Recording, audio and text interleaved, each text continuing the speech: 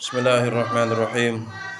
Ila hadratin Nabi Mustafa Sayyidina Muhammad sallallahu alaihi wasallam wa ala alihi wa ashabihi wa azwajihi wa dzurriyyatihi wa ikhwanihi minal anbiya wal mursalin wasyuhada wassalihin wa jami'il malaikatil muqarrabin thumma khususan ila sahibi hadzal kitab Asy-Syaikh Salim bin Samir Al-Hadrami khususan ila Kiai Muhammad Khalil bin Abdul Latif Al-Mangkirani wa Kiai Abdullah Yaqin wa Hamidah wa Kiai Rusyad wa Maimunah wa Kiai Harun wa Khadijah wa Kiai Abdul Latif bin Bidam wa Hamidati wa ila jami' ahli wa ahlikum ajma'in. Sya'ulillah ilahumul Fatihah. A'udzu billahi minasyaitonir rajim. Bismillahirrahmanirrahim. Alhamdulillahi rabbil alamin. Arrahmanir rahim. Maliki yaumiddin. Iyyaka na'budu wa iyyaka nasta'in. Ihdinas siratal mustaqim. Siratal ladzina an'amta 'alaihim ghairil maghdubi 'alaihim waladdallin. Bismillahirrahmanirrahim. Qala al-musannif rahimahullahu ta'ala wa nafa'ana bihi wa bi'ulumihi wa bi'ulumikum fid dharain. Amin. Bismillahirrahmanirrahim. Faslun utawi iki iku fasal alladzi yalzamu lil mayyit arba'un khisalin. Alladzi utawi perkara yalzamu kang wajib apa alladzi lil mayyiti kedue mayit arba'un khisalin iku papat pira-pira perkara. Ghusluhu rupane ngedusi mayit, wa takfinuhu lan ngafani mayit, wassalatu lan nyolati alaihi ing atase mayit, wa dafnuhu lan mendem atau ngubur mayit. Jadi hal-hal yang wajib dilaksanakan untuk mayat ketika ada orang meninggal dunia, yang wajib dilaksanakan itu ada 4. Yang pertama yaitu memandikan mayit, Yang kedua yaitu mengkafani mayat. Kemudian yang ketiga mensolati, dan yang terakhir menguburkan. Dan ini harus urut. Pertama harus memandikan, yang kedua harus mengkafani, mensolati, dan menguburkan. Jadi nggak boleh disolati dulu, habis itu dimandikan, nggak boleh. Jadi harus dimandikan dulu, disucikan dulu. Jadi seperti itu. Untuk orang yang mati syahid, misalnya mati di medan perang, misalnya gak perlu dimandikan, gak perlu dikafani. Itu untuk orang yang mati syahid. Ya, maksudnya yang syahid bagaimana? Syahid perang ketika meninggal dunia dalam keadaan perang di jalan Allah, di medan perang. Jadi seperti itu. Faslun utawi iki iku fasl. Aqallul ghusli utawi luwih sithik-sithike ngedusi. Takmimu badanihi iku ngerotokake badane mayit bil ma'i kelawan banyu. Wa akmaluhu lan utawi luwih sempurnane al-ghusl memandikan ayaghsila iku yen to mbasuh sapa wong sau'ataihi ing ala lorone mayit. Maksudnya ala loro itu kemaluan, ya. Sau'ataihi ing kemaluan lorone mayit. Wa ayyuzila lan yen to ngilangake sapa wong al-qadhara ing kotoran min anfihi saking irunge mayit. Wa ayyuwaddi'ahu lan yen to mewuduake sapa wong. Lan yen to muduake sapa wong hu ing mayit.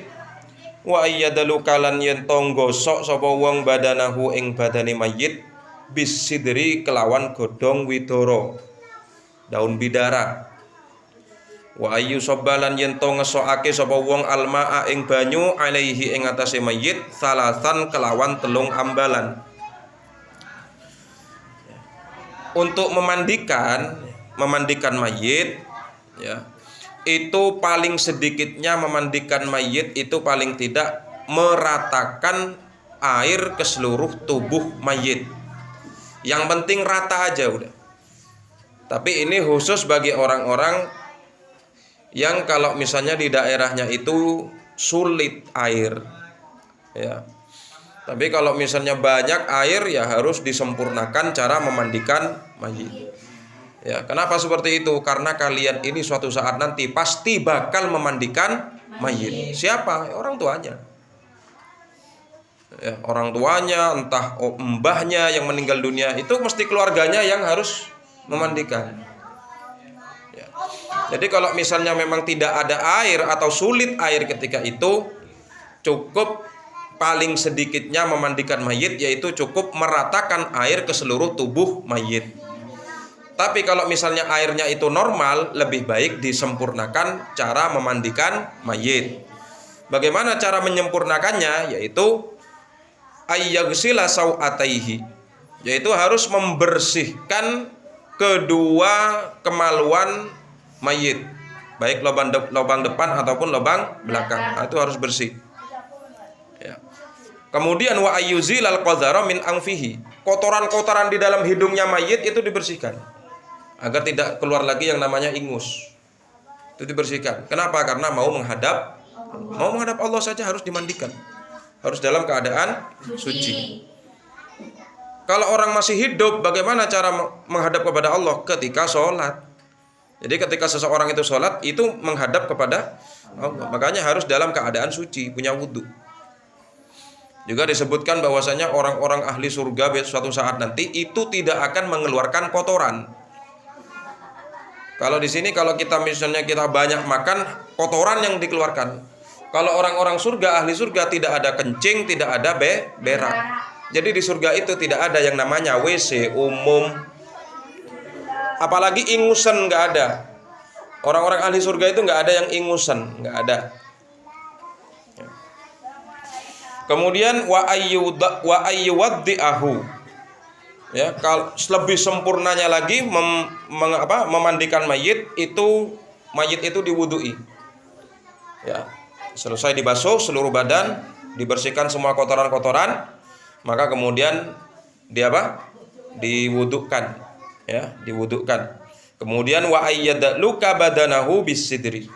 Digosok badannya itu dengan daun bidara. Dengan daun bidara. Misalnya ada kalau misalnya ada orang meninggal dunia itu disediakan daun-daunan, itu daun bidara itu namanya. Ya. Tapi kalau di sini juga dicampur dengan sabun. Ya, wa ayyusabbal ma 'alaihi salasan. Menuangkan air pada mayat itu 3 kali. Itu cara memandikan mayit. Ya. Kalau adabnya misalnya ada seseorang yang memiliki anak 4. Ya. Ada orang memiliki 4 orang anak.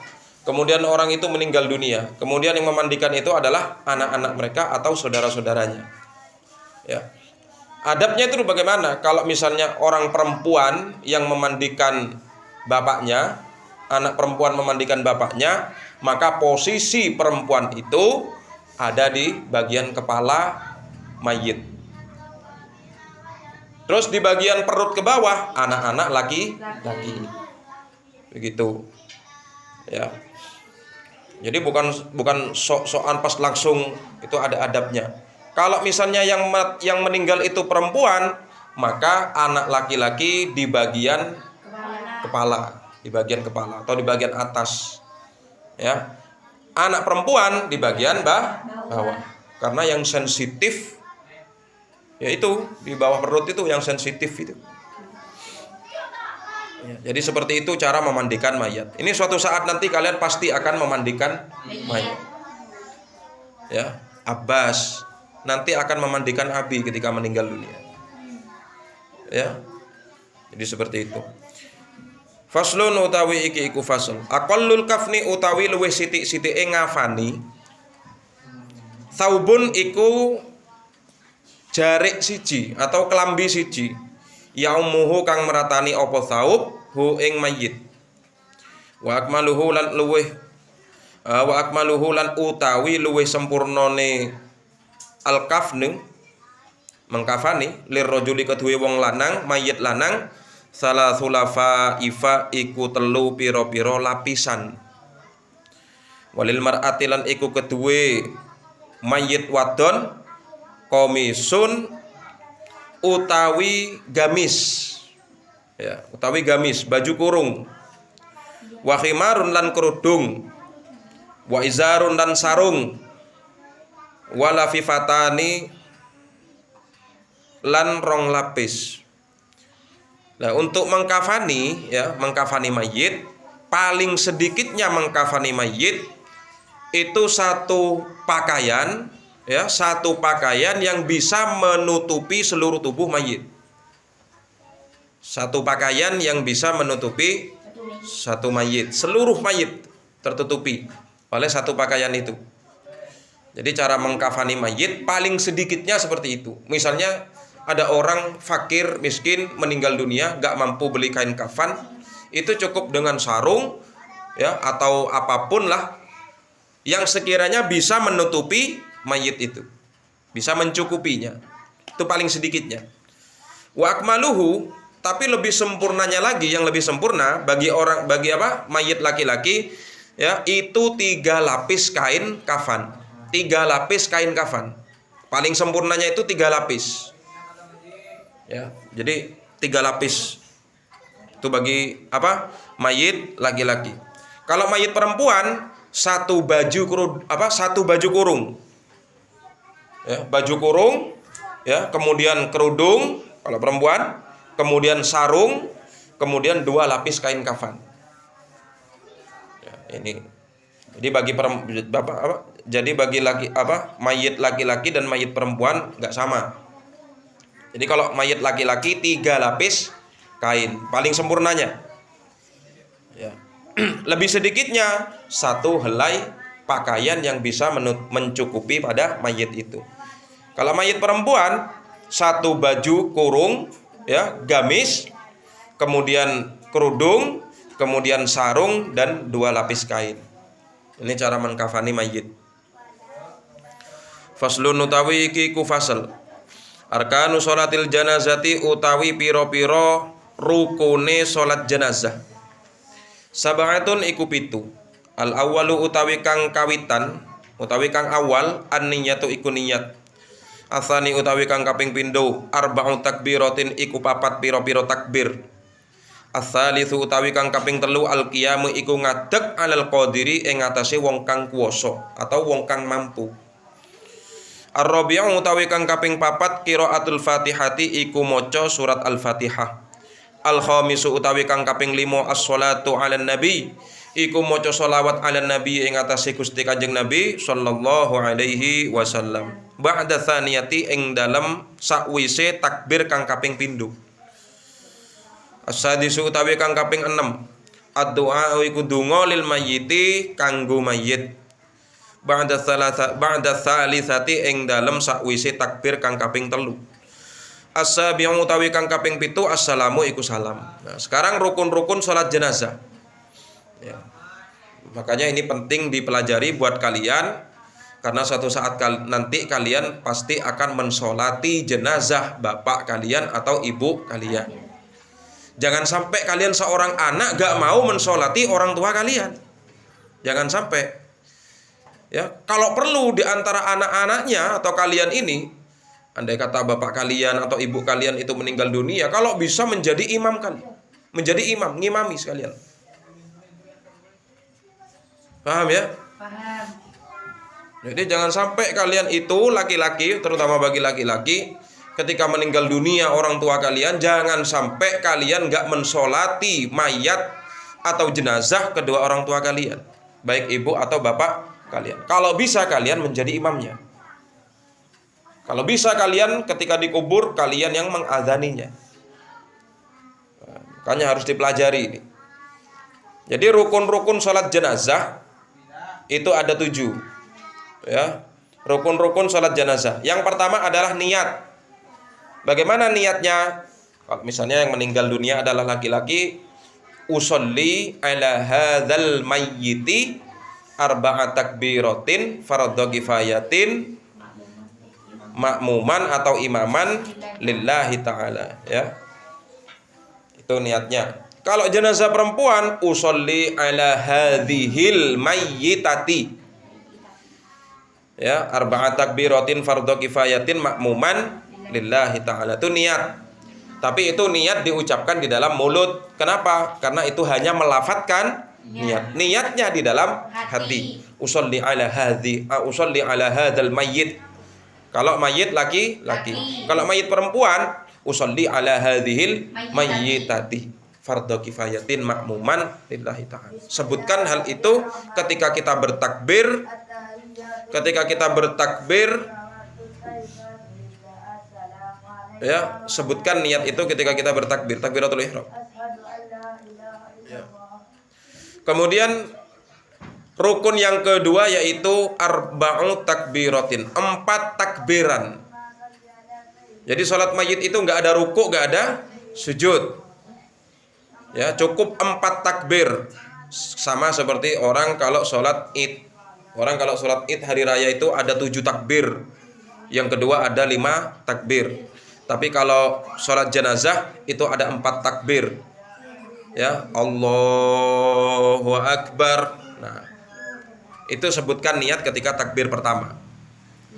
Kemudian syarat yang ketiga atau rukun yang ketiga, al-qiyamu al-qadir, harus berdiri bagi orang yang mampu.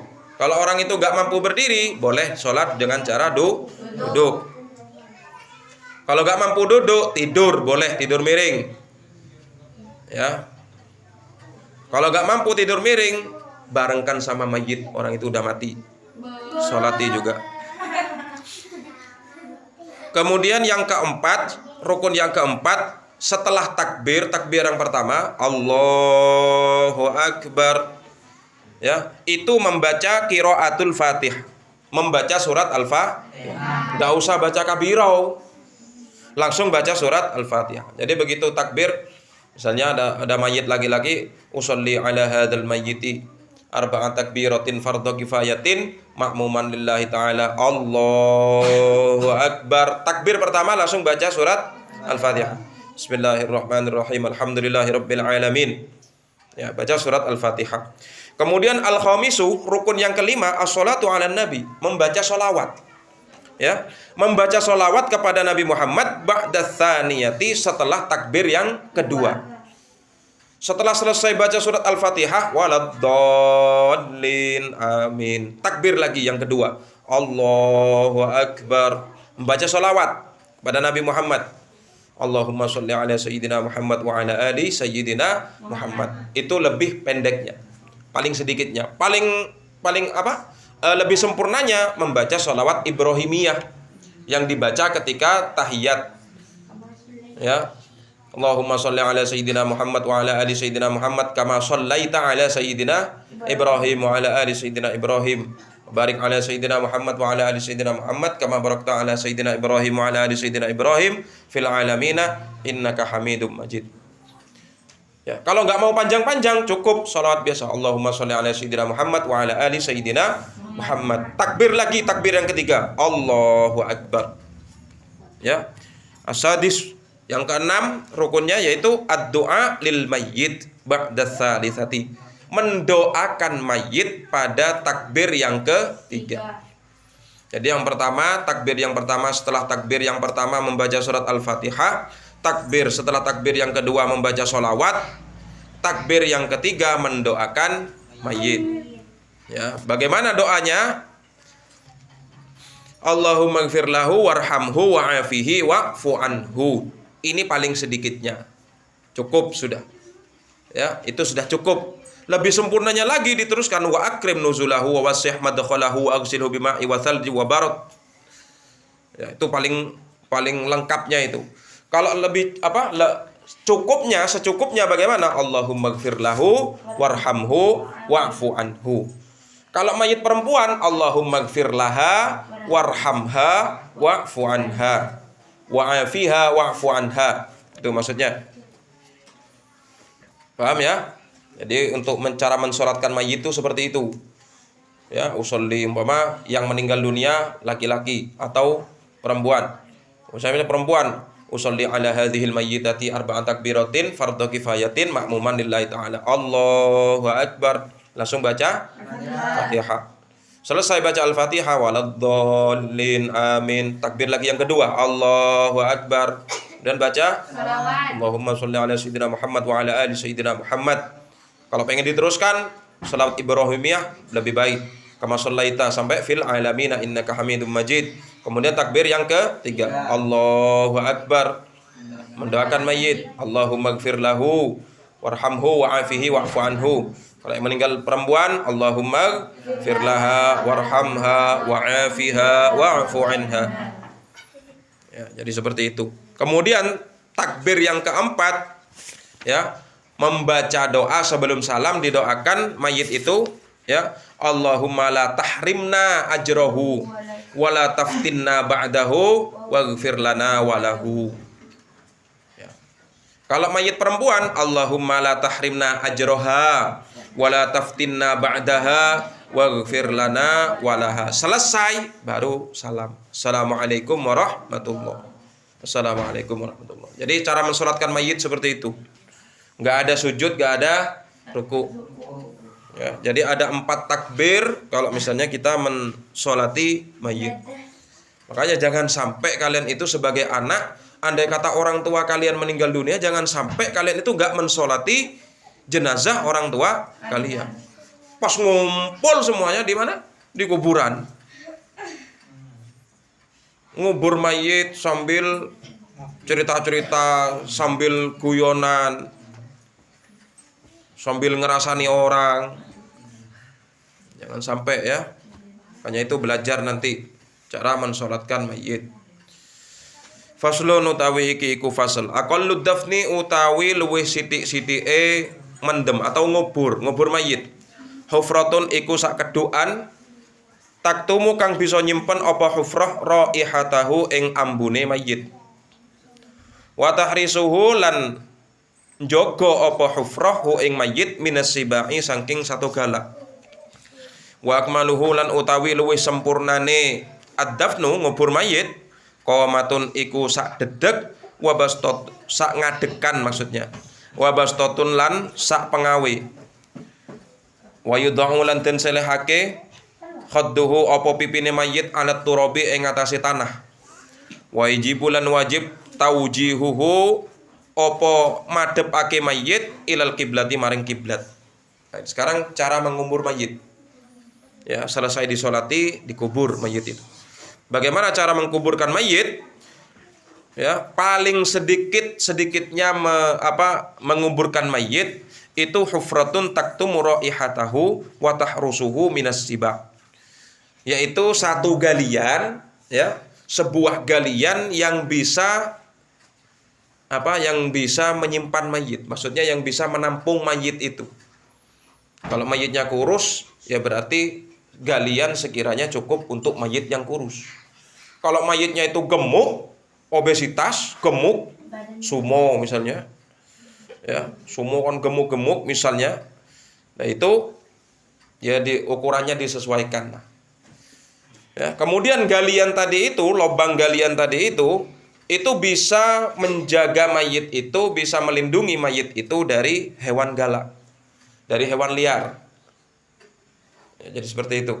Itu paling sedikitnya kuburan, paling sedikitnya sebuah kuburan. Tapi wa akmaluhu, lebih sempurnanya lagi, lubang kuburan itu qomatun wa bastotun. Itu satu berdiri, seberdirinya orang yang berdiri itu. Misalnya tinggi seseorang itu 2 meter, ya, maka harus kedalamannya itu paling tidak 2 meter. Ya. Wabastotun lan sak pengawe, maksudnya satu lambaian tangan begini. Jadi lebih kalau 2 meter. Paham ya? Ya, jadi 2 meter. Jadi maksudnya begini, lebih sempurnanya menguburkan mayit, buat lubang yang sekiranya tingginya itu sama seperti tingginya orang yang sedang berdiri. Paham maksudnya? Ukurannya itu, kedalamannya itu ukurannya satu orang berdiri. Lebih sempurnanya lagi kalau misalnya orang itu melambaikan satu lambai tangan. Nah, itu sempurna itu. Jadi kedalamannya seperti itu. Ya. Maksudnya satu orang yang berdiri, orang yang normal, bukan orang yang pentet. Kalau orang yang pentet percuma. Ya kan? Berarti nggak dalam itu nanti galian itu. Itu lebih sempurnanya. Wa yudha'u khadduhu, kalau menguburkan mayit, wa yudha'u khadduhu 'alat turab. Pipinya mayit itu diletakkan di atas tanah.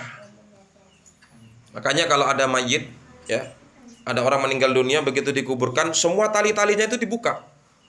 Tali tengah dibuka, tali bawah dibuka, tali pocongnya juga dibuka. Kemudian dibuka juga mukanya itu dibuka. Ya, setelah dibuka mukanya seperti ini, baru dihadapkan ke kiblat, pipinya ditempelkan ke tanah. Pipinya ditempelkan ke tanah. Ya. Nah, kemudian wajibulan wajib menghadapkan mayit ke kiblat. Ya, wajib menghadapkan mayit ke kiblat. Jadi mayit itu kalau misalnya harus dihadapkan ke kiblat, nggak boleh dihadapkan kemana-mana. Harus dihadapkan ke kiblat. Makanya pipi kanannya harus ditaruh di atas tanah. Harus ditaruh di atas tanah. Ya, jadi kalau menguburkan mayit itu seperti itu. Ya. Faslun utawi iki iku fasal. Yumbashul mayyit, dan keduk mayit itu sapa mayit. Maksudnya dibongkar. Ya, dibongkar kuburan mayit itu. Li arba'i khisalin krana papat pira-pira perkara. Jadi boleh membongkar kuburan karena ada 4 perkara. Ada 4 hal. Apa itu? Lil gusli krono den adusi. Ya. Idza lam yataghayyar ing dalem nalikane durung berubah sapa mayit. Wali taujihi lan krono madhepake mayit ilal kiblati maring kiblat. Walil mali lan krono harta idza dufina ing dalem nalikane den bendem apa mal mahu sertane mayit. Walil mar'ati lan krono wong wadon idza dufina ing dalem nalikane den bendem janinuha apa janine almar'ah atau kandungane almar'ah maha sertane almar'ah. Wa amkanat lan mungkin atau kongang hayatuhu apa uripe janin. Sekarang membongkar kuburan itu boleh membongkar kuburan, artinya mayit itu setelah ada mayit setelah dikubur, kemudian boleh dibongkar lagi dengan beberapa alasan. Ada 4 alasan. Yang pertama yaitu untuk dimandikan apabila jasadnya itu belum berubah. Jasadnya belum berubah. Ya, boleh. Oh iya, saya lupa tadi mayitnya tadi belum dimandikan. Jadi harus dibongkar lagi itu. Boleh. Untuk apa dibongkar lagi? Mau dimandikan karena mayit tadi belum dimandi. Boleh. Misalnya. Seperti yang kemarin-kemarinnya musim corona gitu kan. Ya, musim corona itu banyak orang meninggal dunia di rumah sakit. Sementara kita nggak tahu apakah mayit itu udah dimandikan belum, udah dikafani dengan sempurna belum. Ternyata sebagian daripada mayit itu masih ada yang belum dimandikan dan nggak sampai dikafani. Makanya dari pihak rumah sakit kalau udah masuk ke dalam peti nggak boleh dibongkar. Nggak boleh dibongkar. Coba kalau dibongkar, ada sebagian mayit yang nggak dimandikan. Nah ini. Ya. Lalu dosanya siapa yang nanggung? Ya pihak rumah sakit lah. Yang menanggung dosanya. Jadi boleh membongkar kuburan apabila mayit itu mau dimandikan. Ya, kecuali kalau sebelum jasadnya itu sebelum berubah. Tapi kalau udah mayit udah udah dapat 3 bulan yang dikubur, udah 1 tahun yang dikubur, ya nggak usah dibongkar. Lupa dulu nggak dimandikan, udah nggak usah. Kenapa? Karena posisi jasadnya sudah berubah. Ya, udah busuk, menjadi bangkai kan. Kecuali kemarin ya, waktu musim haji kemarinnya itu jasadnya Mbah Maimun Zubair, Kiai Haji Maimun Zubair, paham ya? Tahu kan? Jasadnya Kiai Maimun Zubair, kuburannya itu makamnya itu dibongkar. Beliau dimakamkan di Maklah, pemakaman Maklah yang ada di Mekah. Ternyata jasadnya masih utuh. Padahal udah 4 tahun atau 5 tahun beliau meninggal dunia dikubur. Kemudian dibongkar kemarin-kemarinnya, dilihat jasadnya masih utuh. Bahkan memberikan bau wangi yang sangat harum. ya, kain kafannya tetap utuh. Nah, kalau orang soleh itu seperti itu. Ya. Kemudian ada amalan dari Sayyid Muhammad bin Alawi Al-Maliki, ya. Usahakan kalian membaca apa yang saya baca, yang seperti apa? Yang setelah kita baca itu, la ilaha illallah Muhammadur Rasulullah fi kulli lamhatin wa nafasin adada ma wasi'ahu ilmullah, 4 kali. Barang siapa yang membaca doa barusan 4 kali sehari semalam, maka insya Allah jasadnya nanti ketika kita mati, jasadnya akan utuh. Ya, jasadnya akan utuh. Coba lihat orang-orang mati yang sudah mati dulu-dulunya itu, dibongkar lagi kuburannya, paling tinggal tulang belulang. Ya. Lalu kemana itu daging-dagingnya? Dimakan sama cacing. Dimakan sama cacing. Tapi kalau orang-orang yang soleh, orang-orang yang baik, orang-orang yang beriman, itu tidak akan dimakan oleh cacing. Kemudian siapa lagi yang gak akan dimakan oleh cacing? Artinya yang jasadnya nanti utuh, gak mungkin busuk, walaupun bertahun-tahun dikubur, adalah jasadnya orang yang senantiasa melakukan azan. Jadi jasadnya orang yang azan itu tidak akan dimakan oleh cacing. Artinya tetap utuh jasadnya, sampai beberapa tahun pun tetap utuh jasadnya.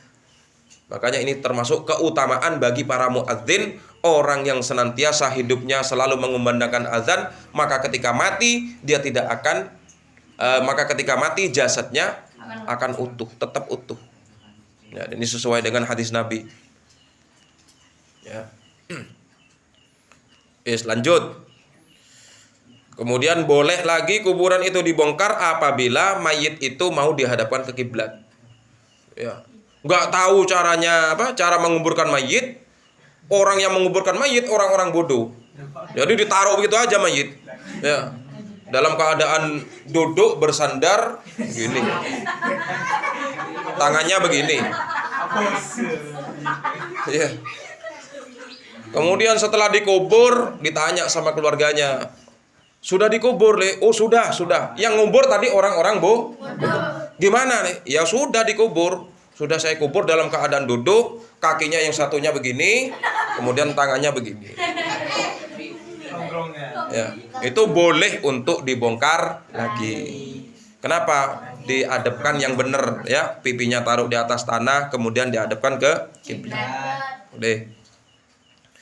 Kemudian boleh lagi kita membongkar mayit apabila lil mali idza dufina ma'ahu. Ada harta yang ikut kependem dengan mayit itu.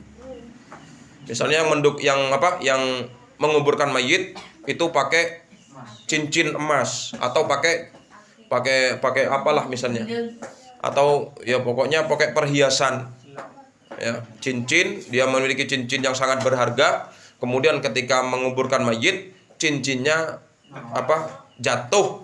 Akhirnya ketika dikubur dicari cincinnya, waduh tadi ikut ada di dalam. Boleh nggak diambil? Boleh diambil lagi. Artinya dibongkar lagi. Ya, dibongkar lagi boleh.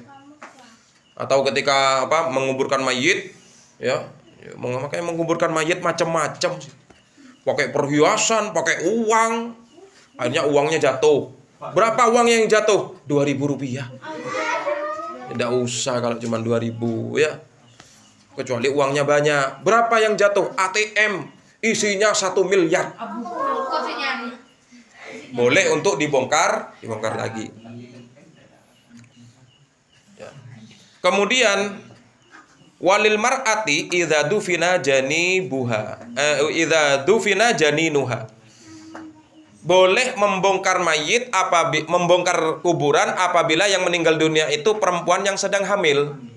Sementara di dalam kandungannya itu janinnya itu diperkirakan masih hidup. Maka boleh dibongkar lagi.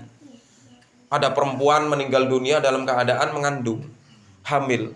Kemudian setelah dikuburkan, baru ingat keluarganya, itu kan ngandung itu. Itu kan hamil ngandung itu. Saya takut anaknya hidup. Saya takut janinnya, kandungannya itu masih hidup. Boleh untuk dibongkar lagi. Untuk menyelamatkan janinnya itu. Harus dibedah. Untuk menyelamatkan calon anaknya itu, janinnya tadi itu. Ya. Jadi gak sembrono kita itu mau apa? Mau membongkar mayit. Kalau zaman sekarang kan dibongkar untuk diotopsi. Bagaimana itu hukumnya itu? Wallahu a'lam. Kalau dalam kitab ini tidak disebutkan, dalam kitab Safinatun Najah ini tidak disebutkan. Mungkin ada di kitab-kitab yang lain. Faslun al-isti'anatu arba'u khisalin wallahu ta'ala a'lam bisawab fa ya rabbi Khatimah